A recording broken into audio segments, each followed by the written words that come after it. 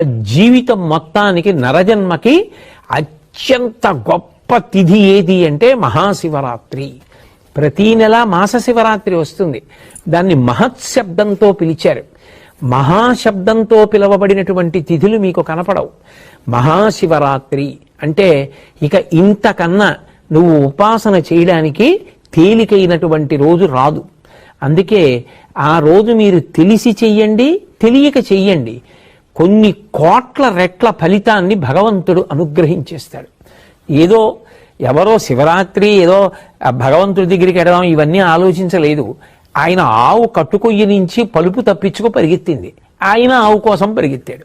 ఆవు శివాలయంలో దూరింది, ఆయన దూరాడు. ఆవు శివాలయం చుట్టూ తిరిగింది, ఈయన ఆవు కోసం తిరిగాడు. ఆవు బయటికి పోయింది, ఈయన బయటికి పోయాడు. కానీ ఈశ్వరుడు అంటాడు, ఇవాళ మహాశివరాత్రి, నువ్వు తెలిసి వచ్చావో తెలియకొచ్చావో నాకు అనవసరం.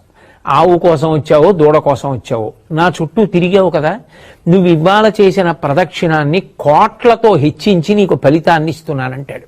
అంటే ఒక్కొక్క కాలమునందు చేసేటటువంటి ఉపాసనకి అంత శక్తి ఉంటుంది.